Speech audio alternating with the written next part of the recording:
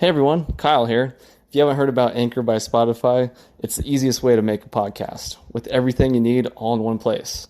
Let me explain a little bit. Anchor has tools that allow you to record and edit your podcast right from your phone or computer. When hosting on Anchor, you can distribute your podcast on listening platforms like Spotify, Apple Podcast, and so much more. It's everything you need to make a podcast all in one place. And best of all, Anchor is totally free. So download the Anchor app or go to anchor.fm to get started. That's anchor.fm. They'll have everything you need all in one place. I can speak from my experience. It's been awesome so far and super easy. So go check it out, guys, and we'll see you later. All right, welcome everyone. This is Our Travel Experiences. I'm your host, Kyle Rasmussen. And today I have with me my neighbor, Sierra. Sierra, how are you today? I'm good. How are you doing, Kyle? Doing well. Excited to talk about your travel experiences and talk about nutrition while traveling. I know that's something that's a big deal for me when I travel, is being able to maintain my nutrition. And you're the expert on that. So excited to hear your thoughts and experiences with that. Well, I got lots. Awesome. So you're telling me before we hopped on here that there's a few different type of people that you see when it comes to nutrition and traveling. Yes, I feel like the three main people are the people that they go on vacation and they don't want to think about it. They don't care about nutrition. They just want to eat whatever, which is probably majority of people. And then you have people who they might have the goal of like wanting to lose weight, or they're more athletic and active, and they still want to stick with their goals, but be more relaxed and still allow themselves to have, like ice cream or pizza or foods that they normally wouldn't have. And then you have people who are very like athletic based, and they have to be like super precise. Like I had to, for a bodybuilding show that I was doing, when I traveled a couple of times during that season of life, I had to be super, super specific with my nutrition, which was probably the most challenging thing. But those are like kind of the three main categories I feel like most people fall into. And I would say the easiest one is definitely like being more relaxed while still being on track. It's a little bit easier to just kind of go with guidelines more than just like rules or strict tracking. Yeah. I feel like it's hard, in normal life to keep track of your nutrition, let alone while you're traveling and focusing on all these different things. Yeah, which is why a lot of times when I have clients or for myself, it's a lot of mindset and lowering the expectation that you have. Because a lot of times when people go and they are like, I'm going to be, super good, I'm going to not eat any junk food, or, they have expectations that they would normally have at home. That's where people struggle the most, because then they go on vacation, and if they, have family that they're going to see, guaranteed there's a meal that they anticipate. And then they just eat everything and then come back and they're super, just like super discouraged. Yeah. So that's a big thing for everybody, including myself. Just like try to lower the expectation if you can, and come up with a few like main things that you want to try and accomplish while you're gone. So things like you could prioritize protein, prioritize maybe moving a little bit every day. So if you work out normally, maybe take like 10 minutes at the beginning of your day and do a little body weight workout or something, or drinking water. It can be simple things. It doesn't have to be anything crazy. Yeah, that makes a lot of sense. I feel like, definitely keeping it simple, but still like making progress, like you said, that seems like a good way to go in my mind, at least. Yes. Yeah. And that's kind of the approach that I had. I was telling you, so me and my husband went to Italy for our honeymoon, and that was probably the biggest trip that I focused on the little things. Because we had gelato like every single day. We had like coffee every day. We didn't necessarily exercise, just we were walking a ton anyway, and just enjoying, being together. But prioritizing protein was a big one for me, at least when I was there, just like trying to find things that like had a main protein source in it, and then everything else was kind of free game. Yeah. And okay. Italy's a hard place to stay on track with your goals, I feel like. Yeah. You got the pasta, you got the gelato, pizza. I know when I was there last year, I think it was like 9 days, I walked a ton. Yes. And still came home heavier than I had left. Yeah. I was like, how did this happen? Yeah. And some people have like the opposite effect, because same thing happened to me. My husband, on the other hand, he came home and he was like 5 pounds like less. He had lost weight while he was there, but we were eating so much food. Yeah. But so much good food over there. Yeah. So what was it like being over there? Like when you were there, did you seek out specific protein sources, or did you just, like, when you went to a restaurant, you tried to pick something that fit with your goal? I think for the most part, it was like I would try to look at menu items that had a protein source in the description, if that makes sense. Like grilled chicken with like the pasta or whatever, or shrimp with pasta. A lot of the food in Italy is very carb heavy. Yeah. So that one was challenging. And that's where a lot of times I'll tell people, bring protein like snacks or protein sources with you. Things like protein powder is a big one if you drink protein shakes, or like jerky, just little things that you can have with you. Because in a place like Italy, it's super hard to prioritize the protein, just because of the diet they have there. So that was one thing we kind of did, is like went to a grocery store, bought a few things that we could have at our Airbnb, and I kind of just like supplemented with those things in addition to what we would eat while we were out and about, for the most part.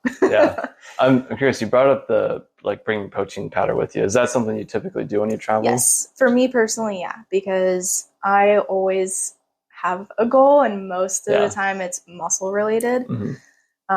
So biggest thing I usually bring is just like a bunch of Ziploc bags with like pre-measured out protein. I've had occasions where I will get to wherever I'm traveling to, and I'll go to a grocery store and buy a canister of protein powder. And like another thing too is protein is very like satiating. It makes you feel full. So sometimes that can be a helpful tool if you know that you're going to eat out and it's going to be a lot of carbohydrates, a lot of fats. You can use like a protein shake before you go out, and it helps kind of have something in your stomach, so it's not like you're eating a ton of food, extra food. Yeah, definitely. So. It probably helped me. You talked about gelato. I don't know why, but when I travel, like in my normal life, I don't really crave ice cream or gelato. Like I hardly ever eat it normally. Yeah. But when I travel, I crave it like every single day. Yeah.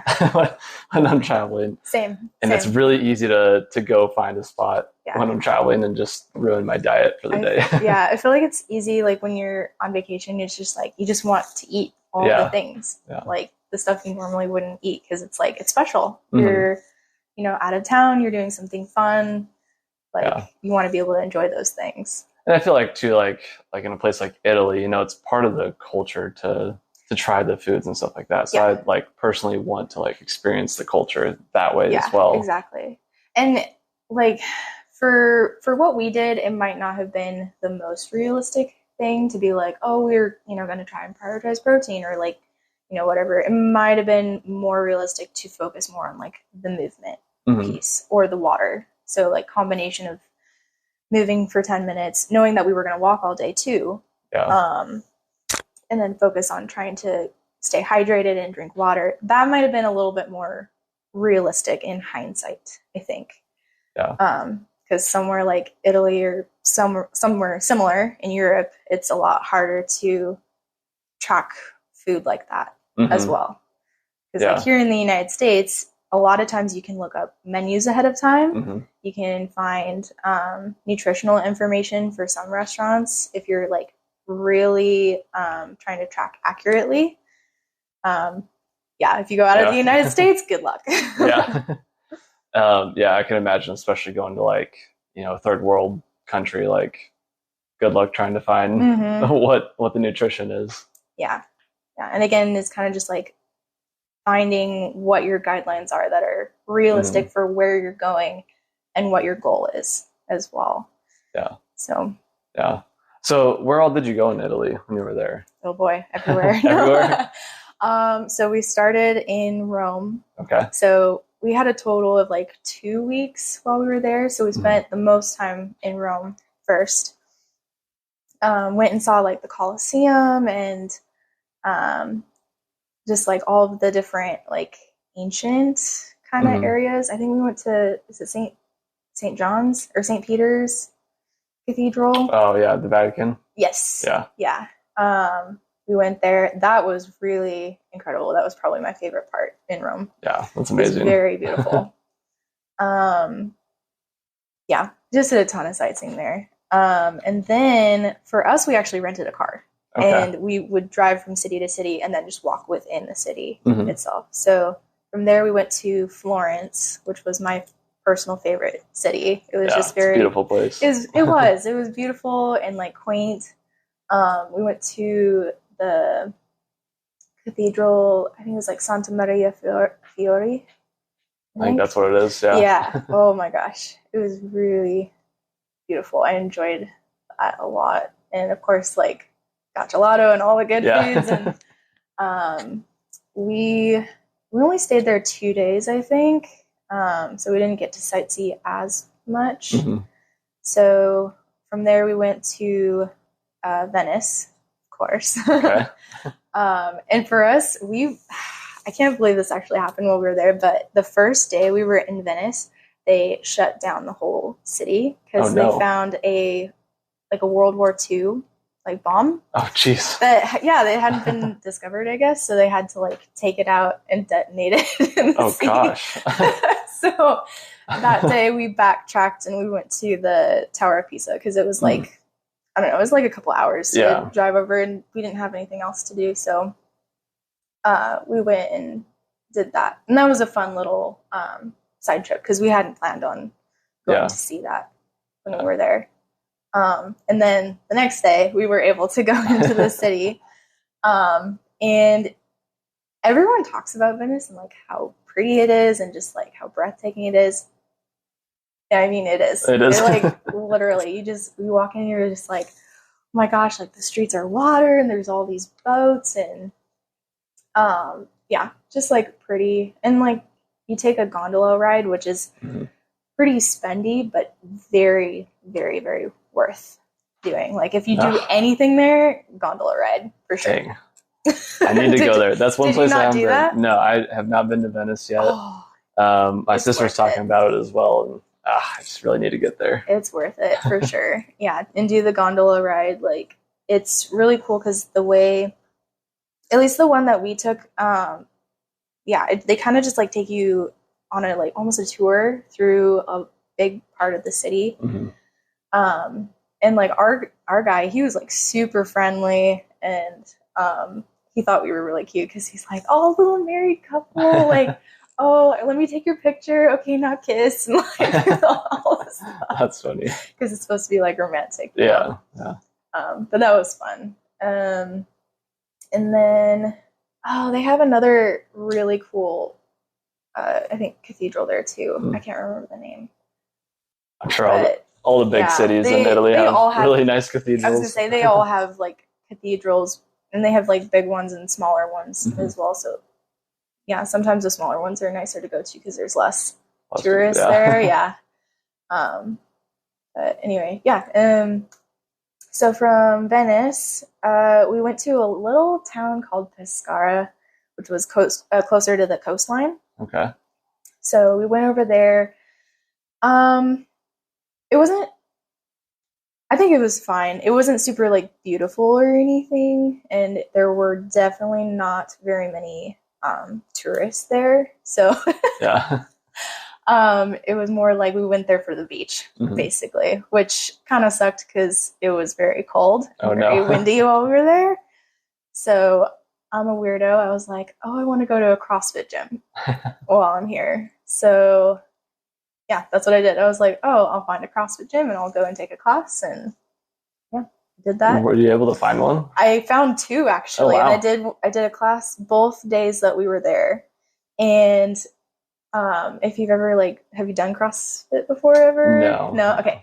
So the cool thing about CrossFit is all of the movements are the same. Like they use the same typical movements over and over. So being in Italy, most of the people there didn't speak English in the classes. So that piece was kind of hard, but because I already knew CrossFit and the typical movements that they use, I was able to kind of just follow along based on what they were doing. So if I was lucky, they had one person that spoke a little bit of broken English that could kind of tell me oh, we're going to do this this many times or something like that. But that's fun. I know I feel like that is a way that we don't think about traveling, but I think could be a fun way to meet some people and get involved is to go to a CrossFit gym or go to a yoga class or something in another country. Yeah, it was an interesting experience because it's kind of just a thing that I like to do is if I go and travel, it's fun to visit different CrossFit boxes and just see what their not routine, just what their box looks like, what the environment is like, how they like to style their workouts and things. So that's awesome. Yeah, it's fun. You brought up a couple things that kind of got me thinking. When on a day where you're renting a car or you're taking a long flight or a train or something like that, what does a nutrition look like, or how can you make sure you're staying on track with your goals for nutrition when you're stuck on a plane for 10 hours? Gotcha. So when you're in the middle of actually traveling, where you're going. Okay. Couple of different things. So again, I highly recommend bringing food with you. And specifically protein snacks if possible. Bringing other things as well can be nice, just nuts or fruit bars or I'm trying to think what else. Dried fruit can be one. Protein bars, string cheese. It kind of depends too of if you have a cooler bag with you or an area you could keep things a little cooler. You can get things like deli meat or Greek yogurt. Those are good options as well. Because a lot of times when you're in an airport, one, everything's expensive. And two, finding healthy food in an airport is near impossible. Unless you're in a specific airport that they have a restaurant that's specifically for healthy eating, which does happen on occasion. But most likely not. That's probably one of the biggest things you can do, because guaranteed it's if you do buy something in the airport, it's not going to be as healthy. It's going to be higher in calories, and plain food is still it's not the greatest anyway. The food quality is just meh. Unless you have first class or something. Well, even then, all that stuff is prepackaged and everything. Probably not the best food. So those are probably the biggest things you can do is in advance, try to pack things that you can take with you that you can have on the plane or while you're waiting in the airport. That can go the same way for if you're in a car, same thing. It might be easier in a car to have a little cooler with extra food in there. Sandwiches is a good one just because you can make it high protein and it's easy to put together, and you can have it for the day or whatever, for if you're driving all day or a couple hours, whatever. Water is still a big one. It's really easy to get dehydrated when you're traveling, especially on an airplane. So I highly recommend bringing an empty water bottle with you and then fill it when you're in the airport. And try to drink as much as you can, which kind of sucks because you drink too close to the plane time, then you have to get up and pee all the time. I always try to time it out. I go right before I get on the plane, and then wait as long as I can. I'm really weird where I will try to chug a bunch of water before we even get to the airport, and then once I'm at the airport, a lot of times I don't even drink because I'm I don't want to have to use the airplane bathroom. I'm just weird that way. Those are not the best places. I think they're kind of nasty. So if I can avoid it at all costs, I will. So that's not what I would recommend to people, but yeah, I don't know. If you're trying to avoid the airplane bathroom, I guess you could do that. Yeah, that's a whole other thing. Yeah, no, I totally agree with, bringing stuff that you can take with you, rather than having to buy things at the airport. Especially too, like, especially since COVID happened, like some airports I know, like the food places don't stay open as late or something like that, or they're not open as early. There's not as many options. Yeah. And so just like having something just in case, like you can't get a meal, I think is really nice as well. Because I've gotten stuck where I've like, oh, I have no food, nothing's open. Yeah. What am I going to do? Yeah. And sometimes it's nice to have, a protein bar with you or something like that. Yeah. And for those occasions when like you are in an airport and for whatever reason you just don't have any resources for you, sometimes finding things like a Starbucks, like most airports have a Starbucks somewhere or something equivalent to that. You can still find pretty healthy alternatives there. Some of their breakfast wraps or breakfast sandwiches are still good like options if you need something to eat. So that's probably the number one place I go if I need something just to help pull me over or, ran out of food or something. I always need coffee, so I always go there. Right? Sometimes airports will also have, I'm trying to remember what it is. It's almost like a mini mart with like a bunch of travel essentials. It'll usually have snacks and food. Both me and my husband have had a couple of times that we've gone in there. And a lot of times they'll have like beef jerky. They'll have wraps that have, turkey or eggs or something in that way in them. So those are probably the two best options when you're like in a pinch and you just need something. You can always look in there and and for me, like nutrition, like maintaining your nutrition and stuff like that, I feel like I think we make it too hard on ourselves. I think, especially when traveling, like just taking the extra second to maybe, look in that mini mart for like a protein bar versus like a candy bar kind of thing. Right. You have to have the mindset ahead of time of like, what is it that you need and what is it you're looking for? I track my food quite a bit. So most of the time I already have an idea of what I want or what I need, what I might be lacking. Because sometimes it is like a carbohydrate. It's like I haven't had very much for some reason. It's like I just need like a fig bar or something, just something to kind of get me over to my numbers. And that's more in line with like if you're trying to track a little bit more accurately for something that you might be doing. Yeah, so talk about that. What if you're traveling and you're really tracking your nutrition? Whole nother ball game. How is that going to work? All right. Well, so for me, this is what I did because we had probably 2 or 3 different trips that we either flew or drove somewhere, and I was in the middle of preparing for the bodybuilding show, which was probably the one time I had to really be specific. So one thing I did, and not everyone does this, I brought a food scale with me. Okay. Because I had to track everything. I had to weigh everything out. So I just brought a small food scale with me in my backpack. And that way, wherever I was, whether I was in a hotel room or an Airbnb, whatever I had with me, I could still measure everything and make sure I was getting like the serving that I wanted. Which kind of brings me to the other thing that I usually do is I go to a grocery store, usually as soon as I get there, because most of the time, eating out all the time is not going to be feasible if you're trying to just be super accurate. Yeah. So if you have a hotel room with like a refrigerator and a microwave, that's perfect.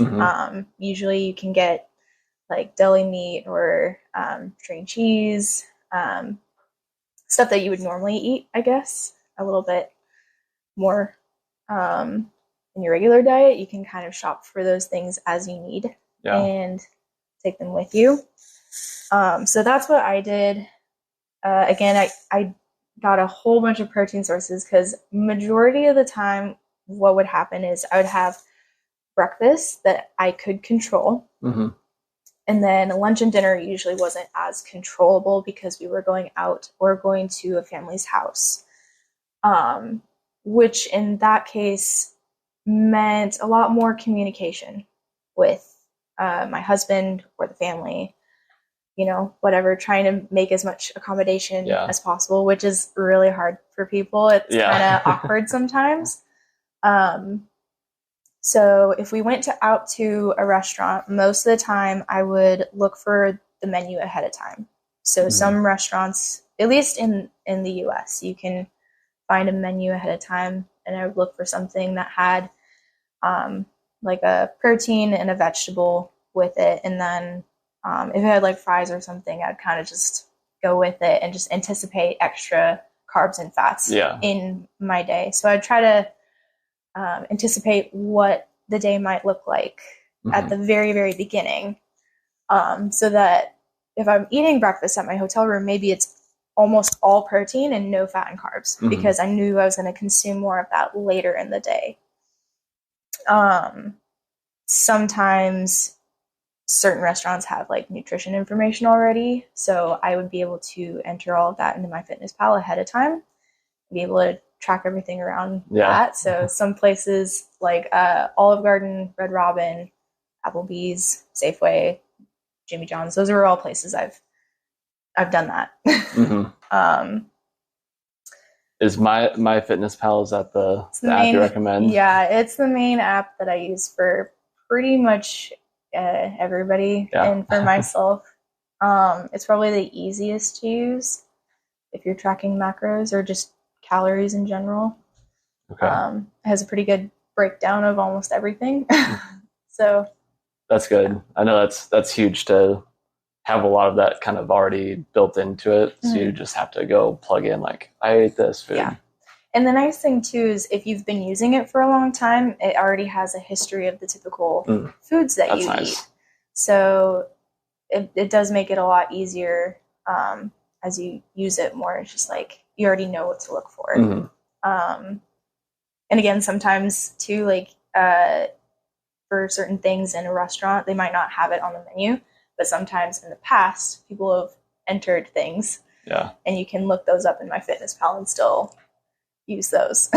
Yeah, that's nice. So it is hard to be super on point with macros when you're traveling. So it's ultimately about how much you can control and just doing the best you can, because it's not going to be 100% accurate the way it would be if you were at home.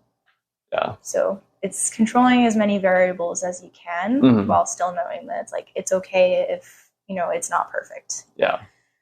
I feel like that's kind of a good thing for life. It's like you can control what you can control and like do whatever you can to control those parts of it, but just know like there's going to be outside variables that you just got to deal with. Yeah. And that's for like everything. Like, it's a good mindset to have. It's just like control what you can and like it's going to be okay, whatever you can. Yeah. I was listening to something the other day. It was like, obviously you can control what you can control, but you can also control how you react to the things that you can't. So you can get really upset by like, my whole nutrition's off for the week because of this meal or something. Or you can be like, you know what, it's okay. It happens. Like I'll make it up or something like that. And it's crazy how much your behaviors can change between those two mindsets as well. Because if you have that mindset of like, I'm going to do the best I can and, I'm going to leave the rest, like it's going to be okay, the part that I can control, you end up actually making better decisions overall than if you have the mentality of like, oh, I screwed up. Because then you just end up screwing up even more because you're like, I've already gone off track. Yeah. I might as well just like throw the whole day away. Yeah. So over the term of your vacation, you're a lot more consistent in having that mindset for sure. Yeah, that makes a ton of sense. One other thing I thought of was like when I'm in my, normal daily life and routine and stuff like that, I am pretty strict about like my nutrition and stuff like that. With kind of the anticipation that, hey, I'm going to go travel next week or next month and know that, it's not going to be perfect, and kind of use like that travel as like my kind of rest week or something like that. Okay. Yeah. Is that a good mindset, or am I just? It can be. Yeah. And that's kind of like the other thing of like, if you've never like tracked nutrition while on vacation or never had like the mindset of like, I'm trying to go for this goal. Yeah, you can almost use that week as like, I think a refeed week is kind of what you're talking about. Yeah, and like, and I think about it more in fitness, like, I'm working really hard. I'm building up towards whatever my goal is, but it's good to rest a little bit too in there. Yeah. So using that as like a rest week. Yeah, you can. But I think that applies to nutrition. Yeah, too. Yeah. So kind of having like a deload week and just like a week where you kind of rest and recover. Yeah, for sure. You could definitely do that, where it's like you time it so that it's like during that time, you don't have to worry about that as much. For sure. Yeah. I don't know, that for me, that just really works well, because then I come back like rejuvenated, like, okay, I had my couple cheat meals and stuff like that. Like I'm ready to get back to my normal routine. Right. Yeah. I don't think I've done that quite as much, but talking to my brother, John, he's done that before. Like he went to Vegas to visit some friends, and he was in a pretty intense lifting program and working with his nutrition with me. And that was kind of something we went over, is like he was going to take that time. He still worked out a little bit, but it was very like dialed back in intensity. He only worked out maybe 2 out of the 6 days that he was there, and the intensity was a lot less. And then nutrition wise, again, we kind of brought it back to, okay, get the calories that you need and the protein that you need. Because based on his goals, he's been trying to get stronger and bulk more, which just means that he's trying to put on more muscle. So those two things were a big component that he needed to stay on track. And again, which kind of allowed him to just go and like have pizza when they go out to eat, or Buffalo Wild Wings, wherever he went, and be able to focus more on, like you said, the recovery of that, because his training otherwise is very, very intense. I feel like it's good to have a little bit of rest in there every once in a while. Which is very underrated for some people, I think, because they think, oh, I have to keep working out like super, super hard all the time. It's like, no, you can have like a deload week in there, or like a rest week. That's normal. I know, I like traveling because it forces me to be like that a little bit. I'm like, okay, it's going to be a little bit harder to do my normal routine, which is good, because I'm like always 110%. Relaxing is not in my vocabulary. One thing that I thought of when you said Vegas was alcohol. Oh, that's got to be a big one for nutrition. Yes, it is. Okay. So I personally don't drink very much, but I have clients who do.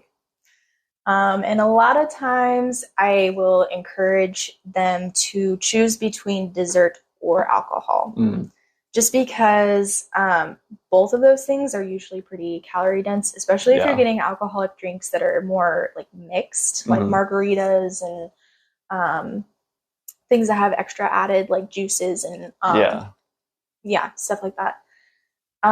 So desserts and mixed drinks are both pretty heavy in calories. So if you can choose one or the other, sometimes that's a little bit easier to monitor, I guess. If you want both, I mean, like, you can have both, but maybe deciding to have like one drink with the dessert instead of 3 or 4.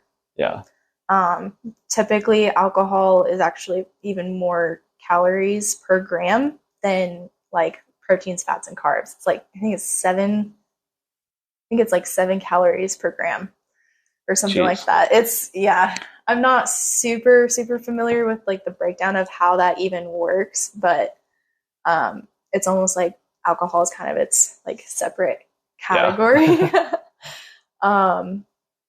Yeah, so trying to, I think, have alcohol in moderation is probably like the best thing you can do. Yeah.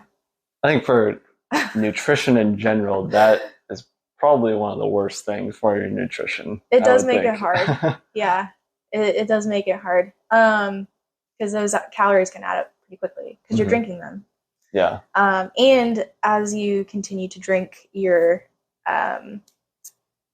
decision-making skills go down as well, which means like, chips that might be on the table become more and more enticing as you get more and more alcohol in you, for sure.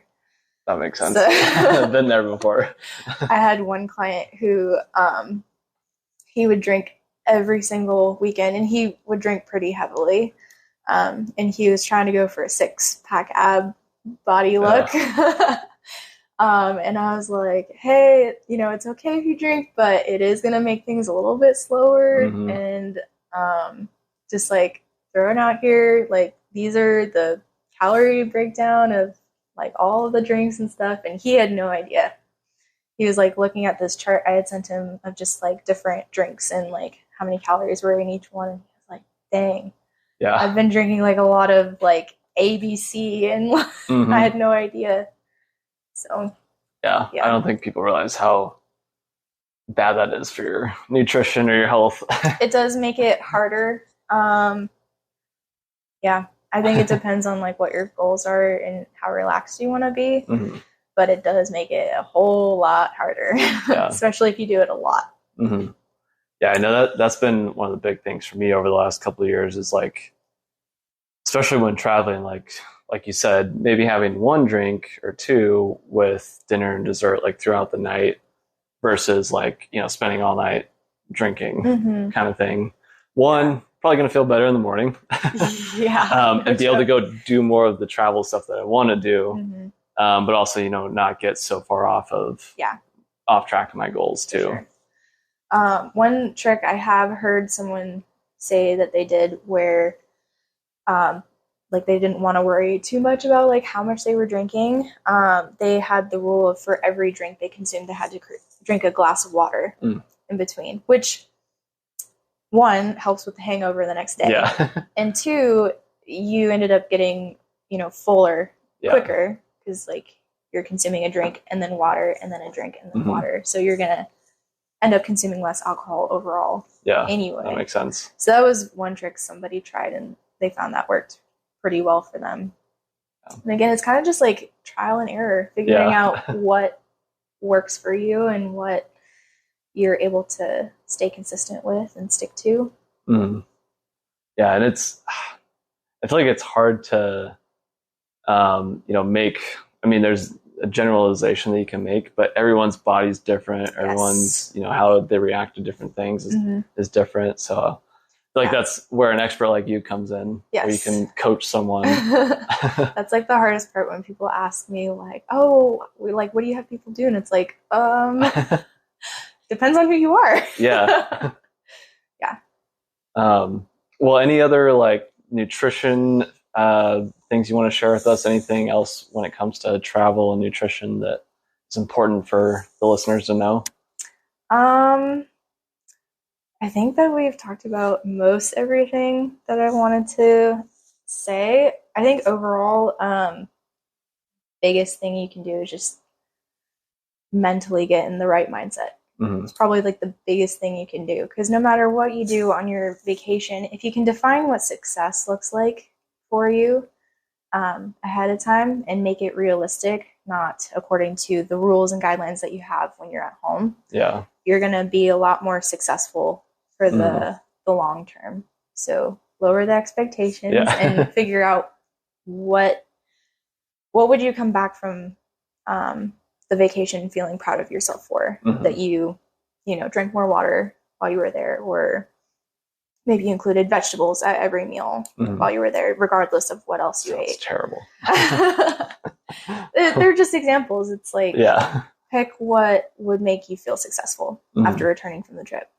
Because that's going to play a big piece in how how you go forward from getting home from a vacation and getting back into normal routine as well. Yeah. Is that a hard transition, like coming back from a trip too? Yeah. Yeah. So if you have routines and habits already set up when you're home, try to jump into those as quickly as you can once you're home. Which take the realistic realization that it might take a couple of days to get back into things, and give yourself the grace of that. Of like, okay, I just got home. I'm going to be jet lagged. Yeah. Like, I'm just doing the best I can to get back into, all the things that I was doing before I left. Because it's going to be hard to jump right back in. Kind of like when you get home and you have to go right to work. Yeah. it's really hard to get back into that mindset of like working and like getting back into those kinds of things. Yeah, I know this actually is a good time for this podcast. I think it'll be out after I've already gone on this trip, but when we're recording this next week, I'm actually traveling for a family reunion. Oh, nice. So one bunch of people I haven't seen in 3 years, and there will be drinking. There will be, a lot of fun and celebration and stuff like that. And then I'm immediately going to come home and go to work the next morning. Nice. Actually, like less than 10 hours after I get back, I have to go to work all day. That sounds terrible. So, it got me thinking like, okay, like I know it's going to be tough next week. I know it's going to be hard to like stay on my normal routine. I'm going to have 3 or 4 days of travel where it's going to be really tough and there's not a lot of things that are going to be in my control next week. And then it's going to be tough coming back. But, talking with you about all of this, I'm like, okay, I know that there's going to be some cheat meals, some cheat days in there. But I'm going to come back and, do the best that I can. Yeah. And just know that, hey, it's going to be tough, but I'll do what I can do. Right. Yeah. So, awesome. Well, anything else that you want to share? I think that's it. Awesome. Any travels coming up for you? I wish.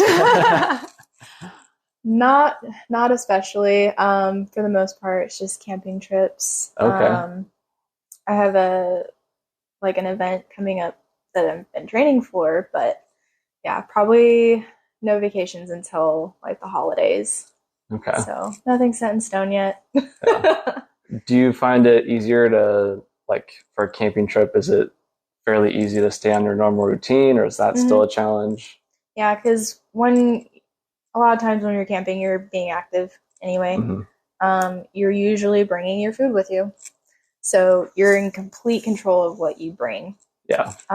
So, I mean, if you bring extra like treats and snacks with you, like that's fine. I personally usually bring a couple of things and then try to spread them out throughout the whole camping trip, and just plan accordingly for those. I feel like it's a lot easier actually camping because it's like, you have complete control over it. You're not necessarily where a bunch of like restaurants are gonna be and stuff like that. I think to me, actually, the hardest traveling experience is with family.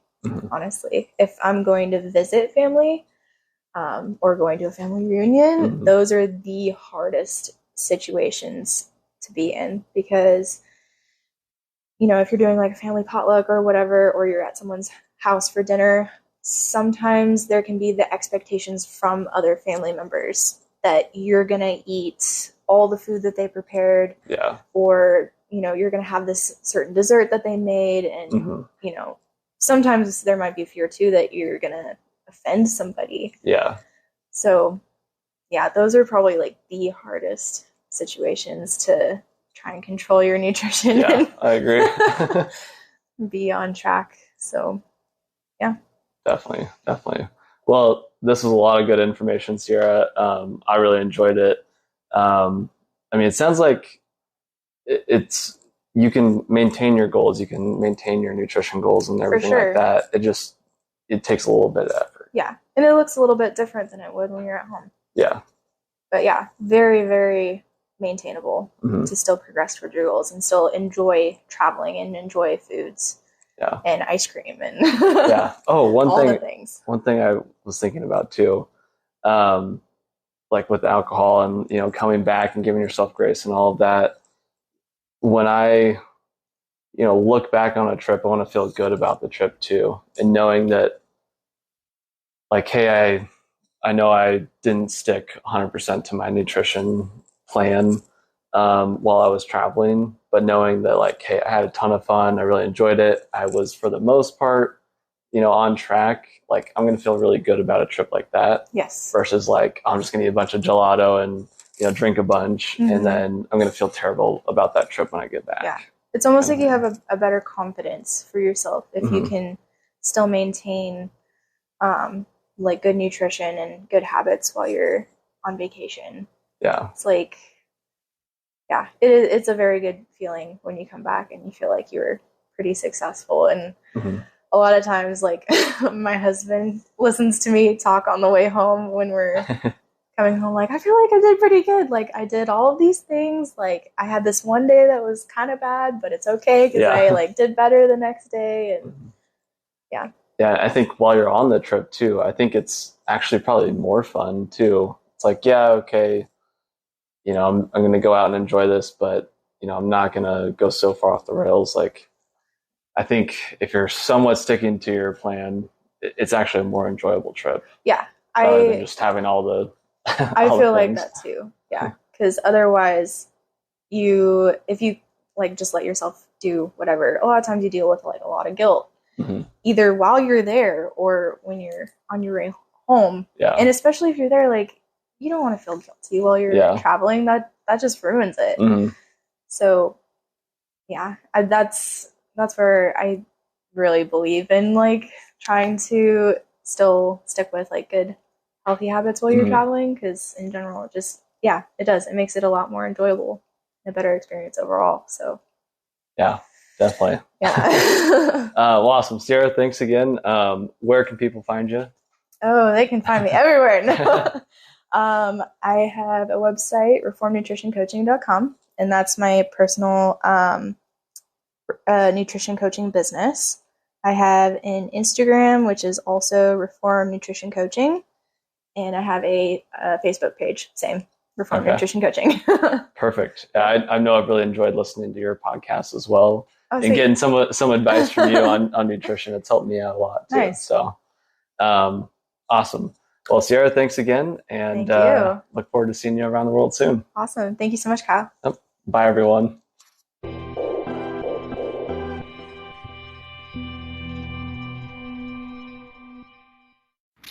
Hey everybody, Kyle here. If you enjoyed today's show and want more, you can always check out every episode on Spotify and Anchor. And now you can also listen on YouTube. Links are in the description below. If you want to see my travel pictures as well as travel pictures from guests on the show, you can check them out on Instagram. The page is called Our Travel Experiences Podcast. And if you want to share your own pictures on the Instagram page and or be a guest on the podcast, you can message me via that Instagram page or email me at ourtravelexperiences@outlook.com. I would love to see your pictures and hear about your travel experiences. And if that isn't enough for you, make sure to check out my new show, From Around the World Fridays. Every Friday, I'm taking 5 to 10 minutes to discuss one specific travel topic, whether that be questions I get from listeners, sharing some souvenirs that I've bought over the years, or discussing one particular city or country that I've been to, and so much more. You'll be able to listen to that via Spotify and Anchor as well, and be able to see the video version, which I'm really excited about, on YouTube. So check it out. I promise you won't be disappointed. And thanks again for listening, and I will see you around the world soon.